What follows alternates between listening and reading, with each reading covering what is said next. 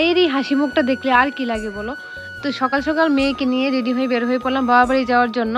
দিনটা ছিল রবিবার। হ্যালো এভরিওয়ান, আমি পূর্ণিমা। সবাই কেমন আছো? আশা করি ভালো আছো। তো চলে আসলাম বাড়িতে। তো যেই মা শুনতে পেয়েছি চলে আসলাম মা আমাকে নেওয়ার জন্য।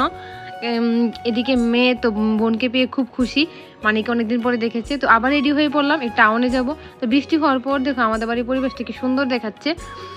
তো এদিকে আমি বের হয়ে চলে আসলাম ব্যাগ বাজারে। এসে মেয়ের কেন এসেছি, মেয়ের জন্য একটা রেনকোট ছাতা কিনবো, ও স্কুলে যাবে, এখন লাগবে। তো বোন কয়েকটা ব্যাগ দেখছিল, তা আমিও দেখছিলাম। এর মধ্যে আমার ওই কালো ব্যাগটা খুবই পছন্দ হয়েছিল, কিন্তু এখন নেব না, পরে নেব। তো এখন মেয়ের জন্য ছাতা রেনকোট নেওয়া আমার কমপ্লিট। তো এখন যাওয়ার পথে বোন বলছে এটা বাবা পিঠা খাবে, তো খেয়ে নিলাম। আমিও বলছিলাম অনেকদিন খাবো খাবো। তো খেয়ে চলে যাচ্ছি এখন অটোর উদ্দেশ্যে। তখন অটোতে উঠে যাব, উঠে যাচ্ছি বাড়িতে। তো বাড়িতে গিয়ে 1 সেকেন্ড আমি দেরি করবো না, কেন আকাশের অবস্থা খুবই খারাপ। বের হয়ে পড়লাম, চলে যাচ্ছি বাড়িতে। বাই।